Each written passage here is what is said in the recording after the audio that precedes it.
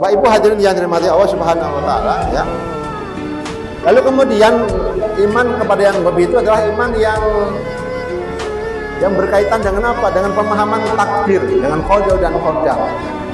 Ya. Orang-orang yang beriman itu harusnya bahagia, Bu, ya. Karena apa? Ya. Jadi sebenarnya yang paling bahagia itu adalah orang-orang yang beriman. Orang-orang yang beriman yang yakin bahwa semua takdir yang diberikannya, yang diberikan dalam seluruh sisi-sisi kehidupannya itu adalah merupakan takdir yang diberikan oleh Allah, oleh Zat yang Maha Adil.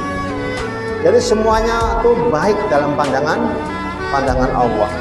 Allah nggak mungkin tidak adil, ya, karena Allah itu adalah Maha Adil. Allah nggak mungkin zalim karena Allah itu Maha Adil, ya. Allah itu nggak mungkin salah karena Allah itu yang Maha Benar, ya. Allah itu nggak mungkin, ya, sembarangan karena Allah itu Maha Bijaksana.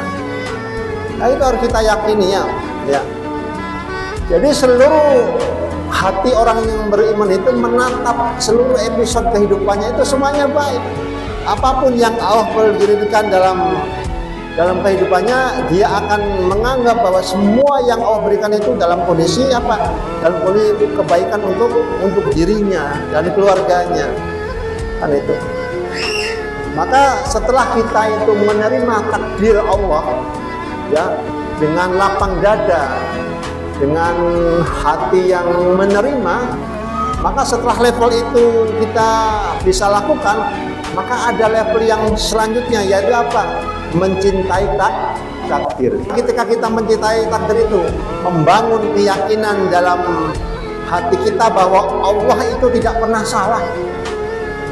Jadi apapun episode yang diperkirakan oleh Allah dalam kehidupan kita itu adalah merupakan takdir yang terbaik yang Allah berikan kepada kita sebagai apa? Sebagai ujian bagi kita semua, bagi orang-orang yang beriman.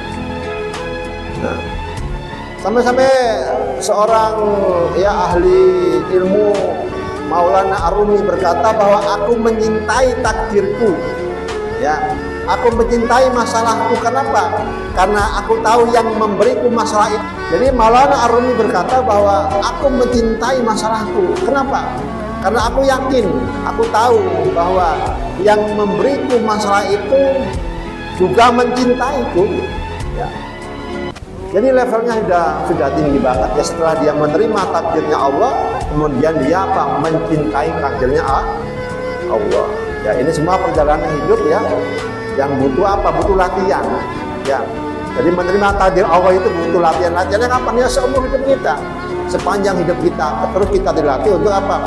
Untuk bisa menerima takdir Allah dengan lapang dada dan untuk bisa mencintai takdir Allah itu dengan segenap seluruh hati kita, agar kita itu berhusnudzon, berbaik sangka kepada Allah Subhanahu wa taala. Insyaallah, ya, Bapak Ibu sekalian, semoga uraian yang singkat ini, ya, kita akan selalu diberikan kekuatan lahir dan batin, ya. Untuk apa? Untuk bekal kita nanti di Ramadan ini dalam rangka menapaki jejak-jejak keperjalanan kita, pembersamai kita di bulan Ramadan di tahun 1447 Hijriah ini.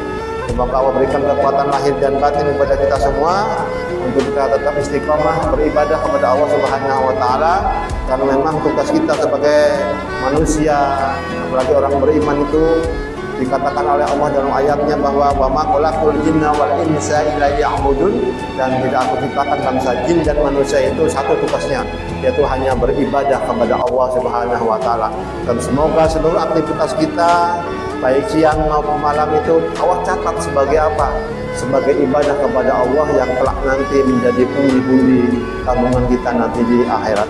Semoga itu yang dapat saya sampaikan, semoga bermanfaat, tapi khusus untuk saya pribadi, juga untuk para jemaah sekalian, ya.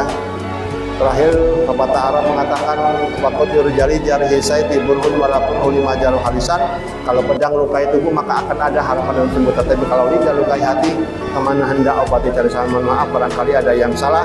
Yang benar datang dari Allah, dan yang salah dari pribadi saya sendiri yang masih jauh dari sempurna.